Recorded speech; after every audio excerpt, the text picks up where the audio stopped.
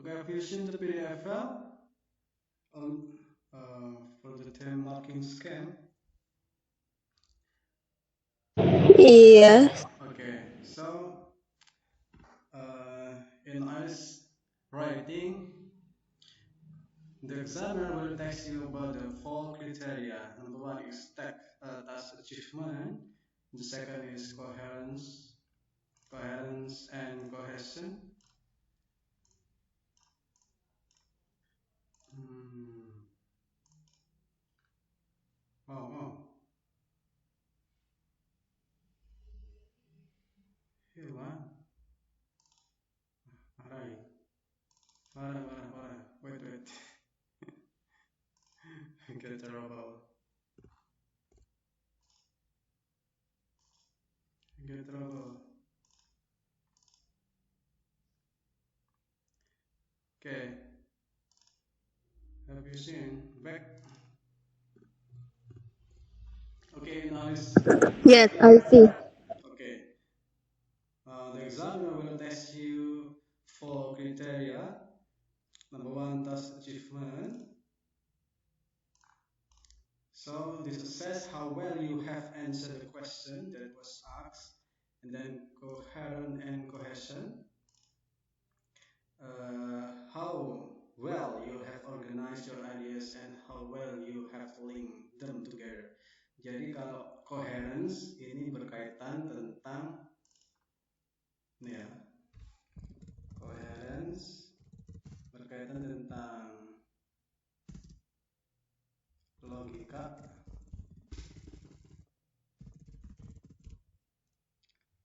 atau masuk masuk akal enggak.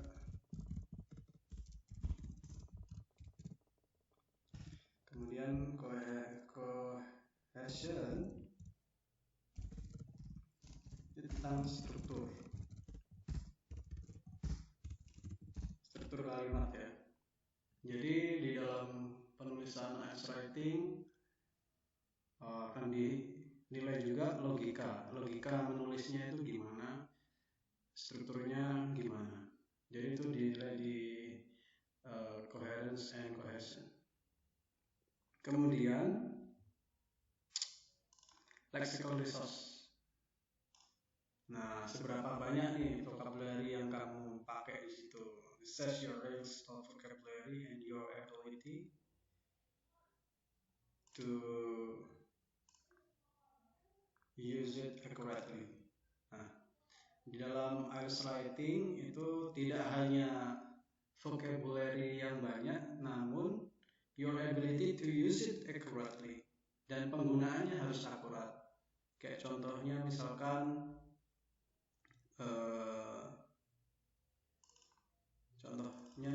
ini ya, find artinya menemukan,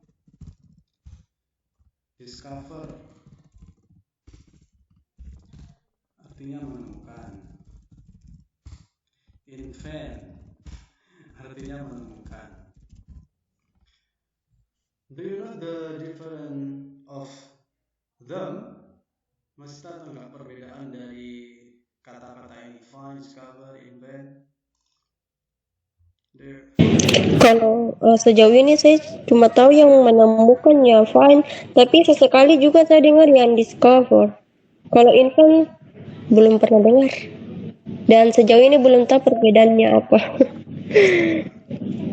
Oke, jadi kayak gini. Oke, I want to change the color.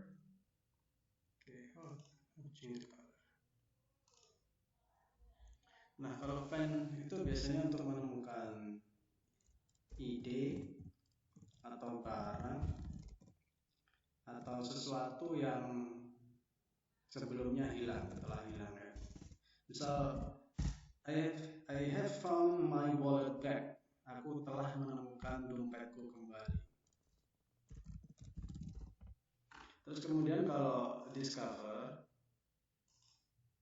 itu untuk menemukan ini sesuatu yang ada namun belum pernah ditemukan.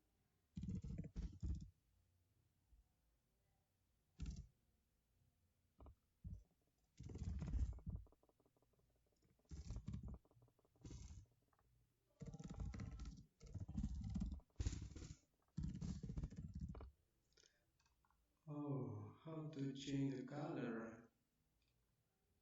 Wait.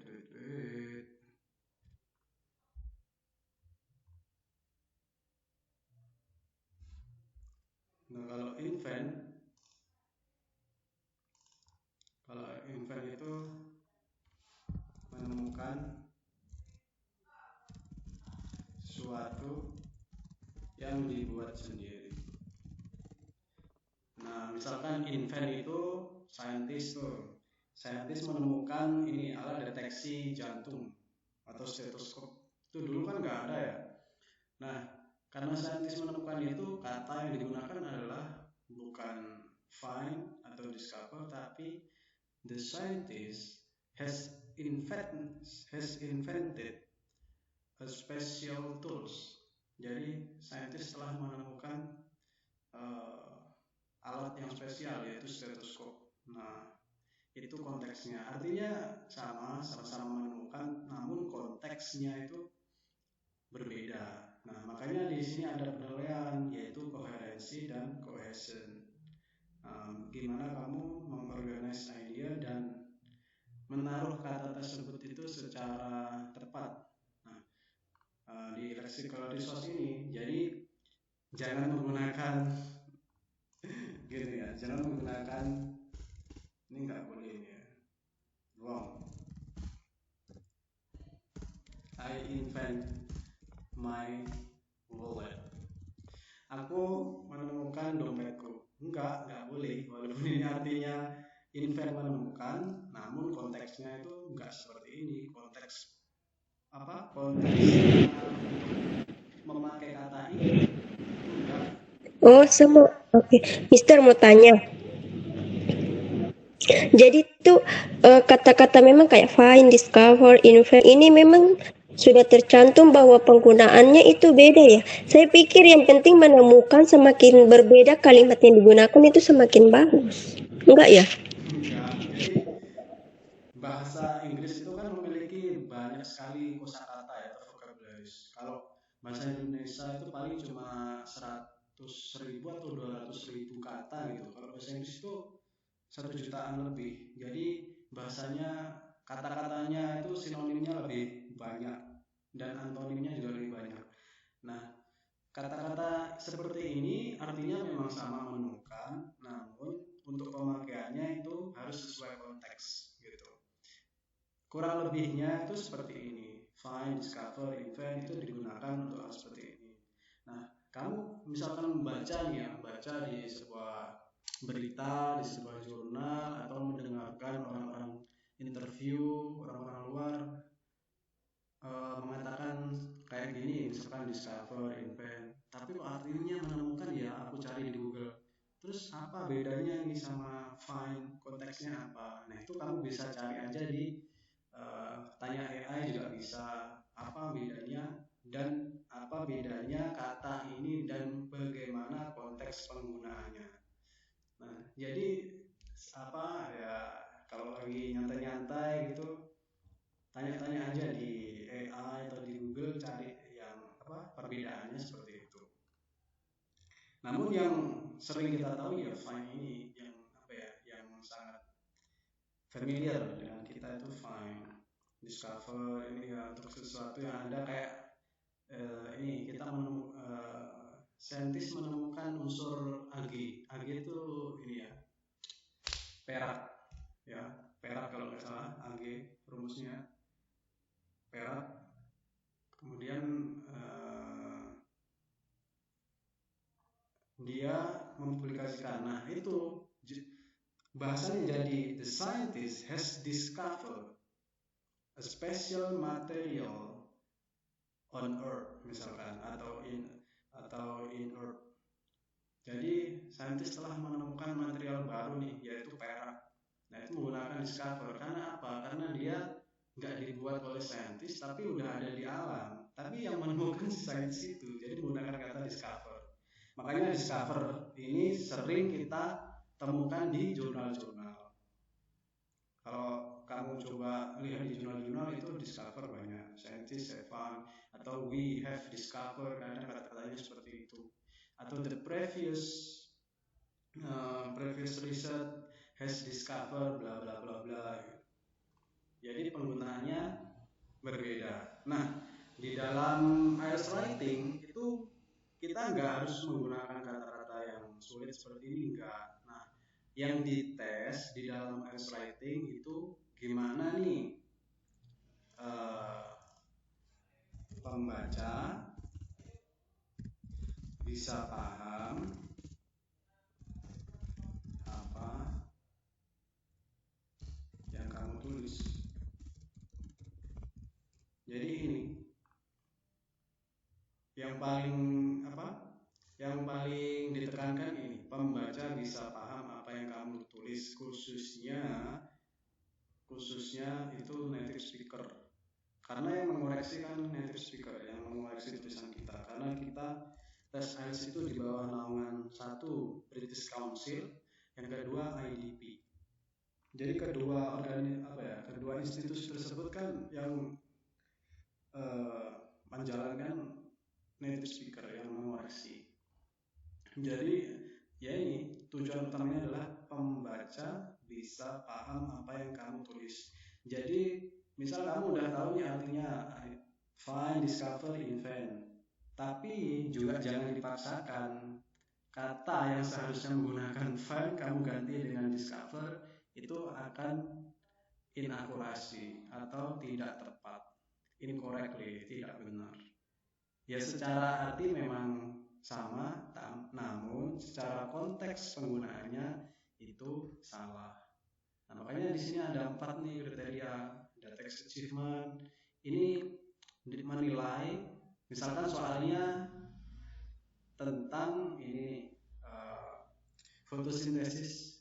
Ya udah, kamu itu nulisnya tentang fotosintesis yang ada di soal tersebut, bukan malah menjelasin selain fotosintesis. Nah, itu ngehitungnya di task achievement. Nah, kalau coherent dan cohesion ini berlogika, logikanya masuk enggak dalam kalimat tersebut, terus strukturnya gimana, apakah strukturnya keliru atau enggak.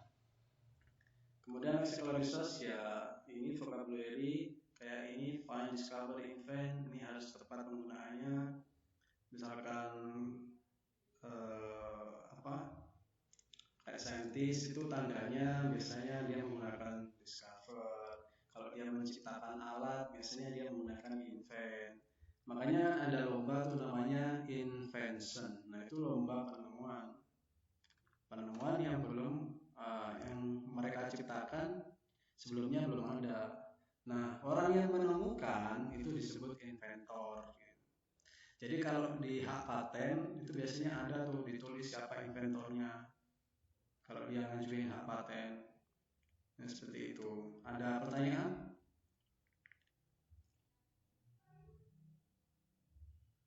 Hello.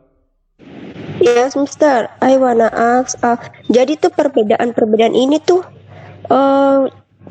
berarti harus perbanyak membaca ya agar bisa tahu bagaimana cara menemukan penggunaan yang tepat gitu ya. Saya nangkepnya gitu. Yes. Kamu harus banyak membaca karena kan bahasa kan untuk lebih familiar kan kita harus banyak baca. Di Oke. reading tadi kan kita udah membahasnya. Ya, nah. Iya, jadi ini nih saya nangkepnya nih bahwa kata penggunaan fine ini tuh seperti basic gitu ya. Invent ini seperti ya advance-nya gitu ya. Ya, Karena betul. kan jarang orang menggunakan kata invent. Kalau discover kan masih ada yang make. Tapi kalau invent tuh kayaknya gimana ya? Kayak nggak terlalu ini familiar gitu. Gak terlalu umum. Nah, ini invent Iya. ini, nah ya, invent ini termasuk vocabulary kelas C2 kayaknya, kalau nggak C1. Pokoknya kalau A1 sampai A2 itu basic, kemudian B1 sampai B2 itu intermediate,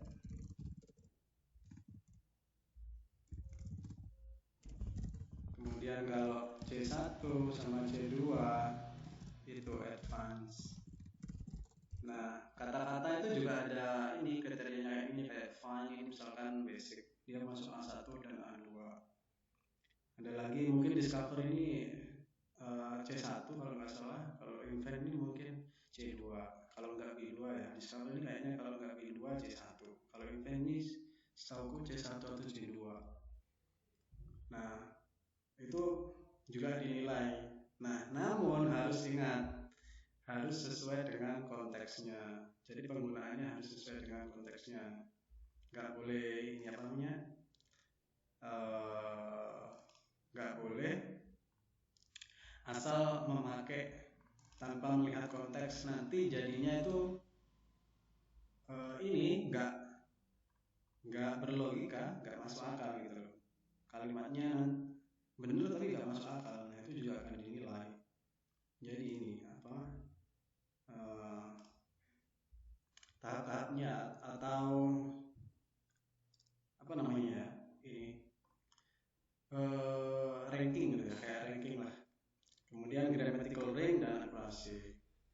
Nah, di sini baru kita penting belajar grammar dan akurasi ya, penggunaannya tepat. Nah, untuk kemarin kita udah bahas di reading bahwa grammatical ranks ini atau grammar ini bisa kita asah dengan sendirinya ketika kita udah banyak membaca dan kita udah mulai paham gampang tentang orang ngomong, kemudian bacaan kita udah paham nih. Ya 80% lah, 80%, 70% ketika orang ngomong atau ketika kita membaca tulisan yang banyak kayak di sesi reading kemarin, passage per passage kita udah paham, intinya udah paham dengan cepat gitu. Nah, belajar grammar ini akan lebih gampang gitu.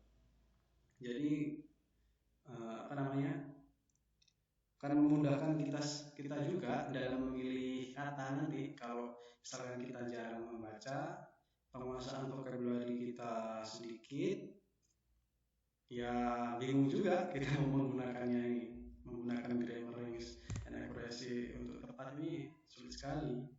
To use grammar correctly and to produce sentence. Nah, sini jelasnya. That are grammatical correct. Nah, di skornya each criterion. Nah, criterion ini singular ya. Kalau kriteria itu plural kayak ini. Nah, sama ini yang mungkin kita nggak tahu ya, kriteria itu ternyata plural. Kemudian kalau criterion ini singular, bentuk single lah, bentuk apa ya? Yaitu single sama jamak. Kemudian is marked on scale 1 to 9. Nah, jadi di IELTS writing skornya juga sama, yaitu 1 sampai 9, with 9 being the high score. Jadi ya skornya tertinggi 9. The overall band score is calculated by averaging score for each criterion. Jadi nanti ini test achievement juga akan dinilai 1 sampai 9. Kemudian sama ini coherence and cohesion juga akan dinilai 1 sampai 9 poinnya. Nanti udah dinilai semua, hasilnya itu akan dijumlahkan, kemudian dibagi 4 karena 4 kriteria yang dinilai. Ya misalkan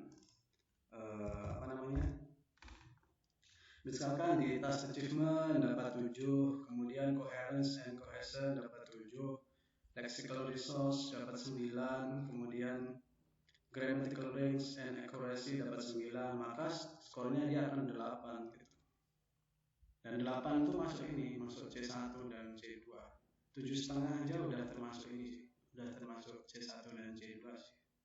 Kalau di ini ya, di rating ya, karena aku sendiri pun mengakui ini sangat tidak mudah lah dibandingkan di sesi listening, reading atau speaking. Karena mayoritas coba ini survei aja di Google, rata-rata skor orang Indonesia yang ngambil IELTS dari reading, speaking, listening dan writing itu mayoritas yang paling paling rendah mungkin writing ya. Karena writing itu bukan sekedar menilai kita bisa bahasa tersebut, tapi kita biasa nulis apa enggak gitu loh. Ya sama aja Kak, walaupun teksnya bahasa Indonesia, kalau kita nggak biasa nulis, tulisan kita juga nggak bagus. Ya sama aja kayak kita orang Indonesia tapi jarang menulis buku, jarang menulis paper, jarang menulis jurnal, disuruh nulis pun ya kesulitan walaupun kita orang bahasa Indonesia asli dan tahu bahasa Indonesia. Ya sama di bahasa, apalagi ini bahasa asing buat kita. Jadi ya lebih menantang. Gimana? Ada pertanyaan dari sini? Jadi sebelum mengetahui tentang model soal, tentang gimana cara menjawab, kita harus tahu benchmark atau marking scheme. Apa sih yang dinilai? Jadi yang dinilai ini test achievement, ngetes kita ini ngejawabnya salah nggak? Ngejawabnya ini salah paham nggak dengan soalnya? Itu di test achievement. Kemudian coherence dan cohesion, berlogika dan terstruktur. Textual resource, mengenai vocabulary yang kita gunakan, kemudian mengenai bahasa yang kita gunakan, apakah menggunakan simple sentence semua atau dicampur dengan complex sentence, dan lain sebagainya, grammatical learning dan akurasi, bagaimana penggunaan tata bahasa dan akurasinya, apakah keliru, harusnya nulis verb ditulis noun, kan itu mempengaruhi nilai dari grammar. Oke, ada pertanyaan? Atau mau di screenshot? Oh iya, nanti kan Nanti dikirim sudah Mister juga kayak PDF-nya gitu. iya. Oke.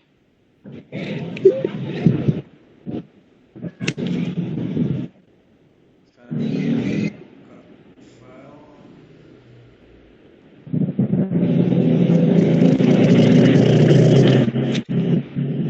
Mungkin kita udah tahu beberapa kata.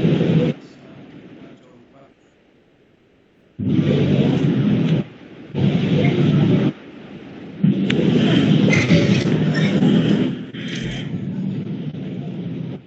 ya, artis writing dan descriptor. Ya, sudah. Di sini jelas ini. Nah, jadi di sesi writing itu ada dua. Ada task 1, ada task 2. Nah, ada task 1, ada task 2.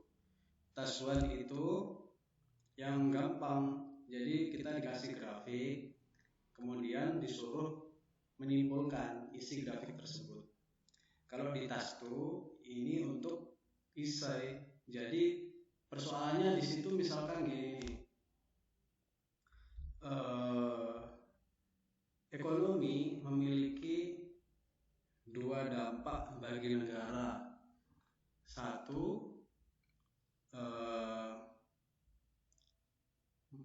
membuat berjalannya negara menjadi lancar. Yang kedua, memberikan peluang bagi ruang penipuan. Gimana opini kamu misalkan gitu? Ya tergantung soalnya. Kalau soalnya disuruh memilih which one that maybe really matter, mana nih yang paling penting bagimu, ya kamu harus pilih satu. Kalau misalkan please describe of both, tolong bahas keduanya. Ya udah, berarti kita suruh menjelaskan keduanya, menyampaikan pikiran kita, pandangan kita terhadap keduanya. Jadi opini itu nggak ada yang salah. Opini kita terhadap permasalahan di soal nggak ada yang salah. Cuman yang dinilai adalah tulisan kita. Jadi opini kita nggak ada yang salah. Kita mau setuju di A boleh, setuju di poin B boleh. Karena yang dinilai adalah opini tulisan kita, dan tulisan kita itu harus ya tadi itu grammar dinilai, kemudian bahasa dinilai, struktur kalimat dinilai. Jadi Jadi itu yang dinilai, bukan kemana kita condongnya. Jadi nggak ada opini yang salah sebenarnya di IELTS writing, karena yang dinilai adalah tulisan kita. Nah ini ya. Mister, Oke. sorry, tulisannya nggak kelihatan nih. Saya bisa nih. Ini gimana? Oh, iya kayak gini. Oke. Nah ini untuk skor 1 ya. Respond of 20 words you are average at band 1. The content is wholly unrelated. Jadi untuk band 1 ini band ini ya parah. Artinya dia nggak ngejawab soal sama sekali, dan tulisannya cuma 20 kata atau bahkan lebih sedikit. The content is wholly unrelated to the task. Jadi nggak ngejawab soal sama sekali untuk band 1. Kemudian untuk band 2, skor 2, the content barely relate to the task. Sangat sedikit yang ini kontennya itu dibilang mendekati ke soal juga enggak, hanya menjawab sebagian doang. Mungkin katanya doang yang ini yang mendekati. Nah, namun saranku paling tidak kita 7. Ya. Nah, di poin 7 ini dijelasin nih task achievement-nya di bagian respon. Jadi intinya task achievement itu menilai gimana respon kita terhadap soal tersebut. Struktur logika gimana yang kita pakai untuk beropini, untuk berargumen dalam writing tersebut. Jadi untuk band score atau skor 7 di writing, the response covers the requirements of the text. Jadi udah ngejawab soalnya sesuai, maksudnya soalnya A, dia ngejawabnya A gitu, nggak melenceng. Itu di sisi poin task achievement bisa dapat 7. The content is relevant and accurate. Jadi kontennya itu gagasannya akurat dengan dengan soalnya yang kita baca akurat, yang kita tulis akurat berdasarkan soalnya. There may be a few omission or lapse. The format is appropriate. Ya mungkin ada sedikit kesalahan, cuma formatnya itu udah benar, udah appropriate. Appropriate ini artinya benar ya. Ya appropriate artinya benar. Kemudian dari sisi ini coherence and cohesion, ini information and ideas are logically organized. Nah kan seperti yang tadi aku jelasin, bahwa ide itu dia berlogika dan terstruktur gitu, organized, logically organized, and there's clear progression throughout the response. Jadi ada clear progression throughout the response. Jadi perubahan dari kalimat ke kalimat itu masuk akal, dan sedikit kesalahan lah, sedikit minor, kesalahannya minor nggak mayor. Kemudian lexical resource, seberapa beragam bahasa yang kita pakai ya. Kenapa di sini aku pilih 7? Karena 7 ini adalah skor yang aman ya. Kalau kamu mau keluar negeri, aku kira hampir seluruh dunia ini udah nerima skor 7 lah. Skor 7 hampir diterima seluruh dunia. Mau kerja, mau sekolah juga diterima. Nah ini dari sisi ini ya, coherency and cohesion. Coherence and cohesion. Kemudian ini lexical resource, seberapa beragam bahasa yang kita pakai atau vocabulary yang kita pakai. Nah di sini jelasin nih, the resource is sufficient to allow some flexibility and precision.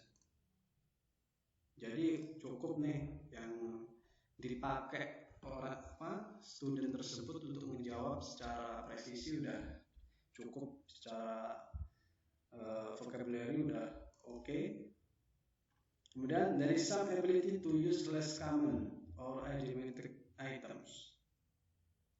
Jadi ada kemampuan untuk menggunakan hal-hal yang nggak umum. Les kamu tuh kurang umum ya. Kayak tadi invent ya. Invent kan nggak umum tuh. Yang tadi aku tulis ini. Yes. Ini kan nggak umum. Tapi kalau kamu udah tahu penggunaannya, ya pakai aja. Misalkan di situ grafiknya tentang ini. Tentang unsur-unsur kimia yang ditemukan dari tahun ke tahun. Ya udah, berarti ya kamu bisa aja beropini. Misalkan kamu opininya, I think the research the scientist has invented all of them in bla bla bla. Nah, karena atau discover ya, discover kalau tentang material kamu bisa menggunakan discover. Kalau dia menciptakan alat sendiri kayak mesin watt itu bisa menggunakan has invented. I think the scientist has invented the car. Misalkan dulu kan nggak ada mobil pun itu diciptakan, ditemukan, maka dia menggunakan invent. Nah, kayak gitu. Kemudian an awareness of style and collocation. Collocation ini padanan kata ya. Contohnya ini. Awareness, collocation is evident to inappropriate. Walaupun inappropriations occur. Jadi ya walaupun ada yang salah minor, sedikit salahnya. Contohnya kayak gini loh, collocation tuh. Highly recommend.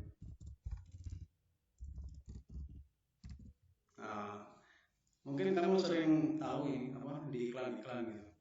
Highly recommend to buy, highly recommend to sell, highly recommend to use, highly recommend to bla bla bla. Di iklan-iklan di website biasanya ini sering sekali. Nah, ini namanya collocation ya, atau gabungan kata yang membentuk frasa. Dan ini nggak bisa ya diganti yang lain, itu kurang pas. Pasangannya recommend ya highly biasanya. Misalkan barang ini sangat recommend gitu. This is highly recommended product. Ini barang yang sangat recommended. Highly recommend.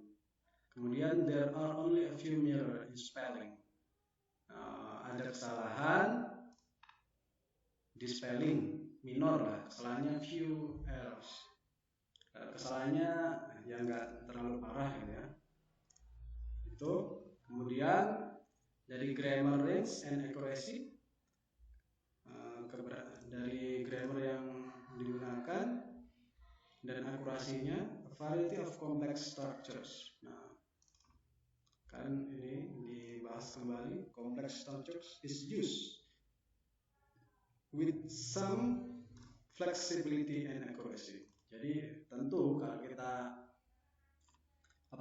writing pasti menggunakan complex sentence atau struktur yang kompleks pasti. Nggak mungkin kita cuma menggunakan ini ya. I love a book.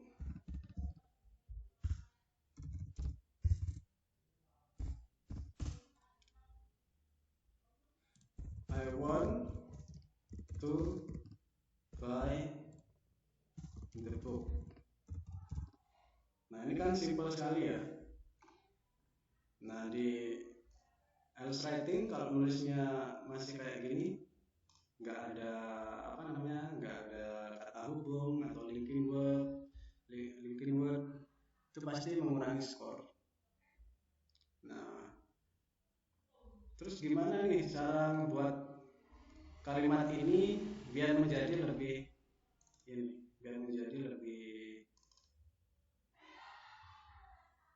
bagus lah. Gimana ya? Saran, suggestion. I love a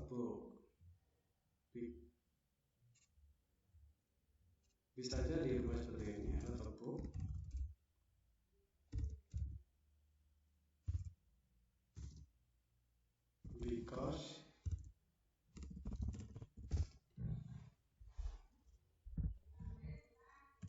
it's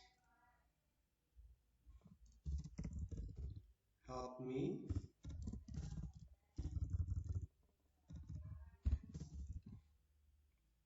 to understand the philosophy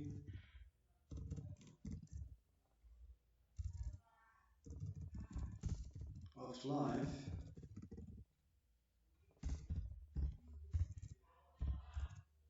in this modern age. Nah, kan beda ya kalau kita lihat contohnya di Ars Writing jangan menulis seperti ini, I love a book, I want to buy the book. Ini kan struktur yang simpel sekali, struktur kalimat yang simpel.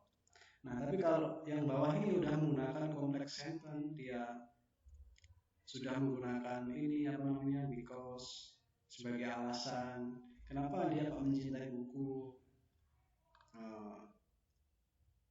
Jadi seperti itu. Ini lebih tepatnya ya. Nah, ini namanya berlogika nih. Dia mencintai buku kenapa gitu? Karena buku tersebut membantunya untuk mengerti bagaimana filosofi kehidupan di zaman ini ya, in this modern age. Oke, ada pertanyaan sampai sini? Ada.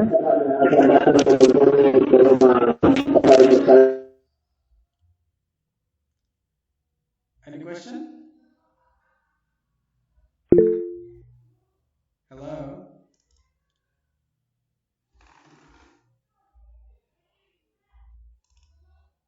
Any question? Tapi lagi ada suara. Oh, okay. You can write on the chat box your question. Okay. You can write your question on the chat box. Jadi tulis aja pertanyaannya di ini, ya di chat box. Oke. Apa pertanyaannya?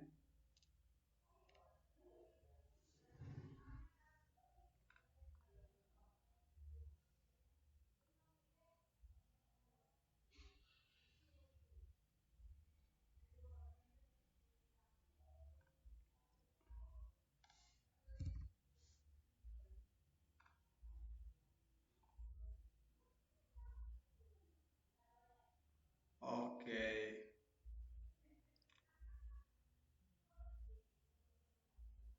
Yeah.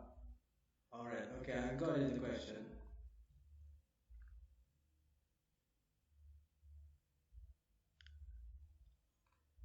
Oh, yeah. Okay. You wait.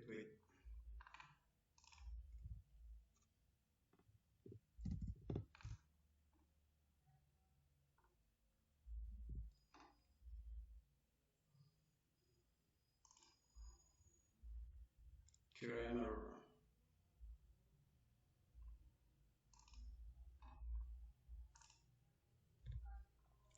Oke, jadi ini apa namanya?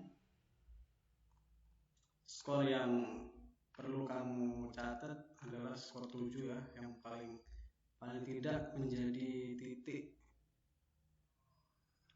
acuan atau target.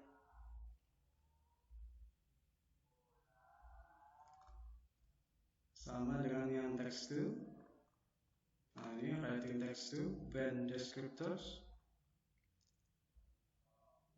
Di poin ke-7, ini yang aku bilang ini ya, essay. Aku bilang essay, the main part of the prompt are appropriate address. Kalau misalkan disuruh menyampaikan dua gagasan, sampaikan dua gagasan, menyampaikan satu opini ya kayak gitu. Untuk yang lainnya mengenai coherence and cohesion, lexical resource, grammatical range, dan akurasi sama dengan yang atas. Penilaiannya sama dengan yang this one. Oke, sekarang aku mau mau share screen tentang ini.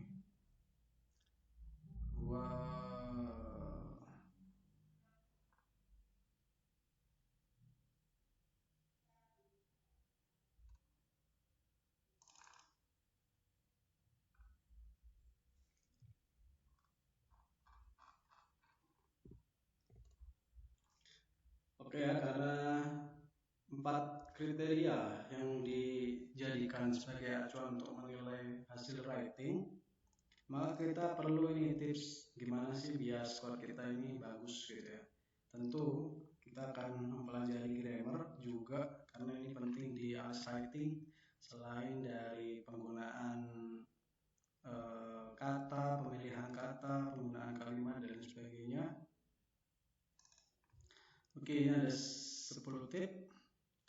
Study the assessment criteria, kita tadi udah pelajari kriterianya ini. Tadi ada test achievement, ada lexical resource, ada cohesion and coherence, kemudian ada lagi grammatical range and accuracy, kemudian plan your time. Nah, ini yang gak kalah penting. Jadi di ALS writing itu ada 2 task nih. Task pertama itu biasanya bagan atau diagram, kemudian task kedua ini mengenai opini tentang isi. Jadi kerjakan dalam waktu 20 menit task 1, task 2 itu yang lebih panjang. Kalau nggak salah ini membutuhkan 500 kata ya. Kalau yang task 1 ini membutuhkan 250 kata minimal. Because task 2 weighs more, karena task 2 lebih berat, jadi waktunya lebih banyak, 40 menit. Dan task 1 waktunya lebih sedikit, 20 menit. Kemudian read the test on outline twice. Jadi baca tugas pokoknya 2 kali paling tidak ya, untuk mengerti secara fully understand all part of the prompts. Jadi perintahnya gimana, sesuaikan. Kemudian draft your answer. Hello. Oke. You lost connection, your network.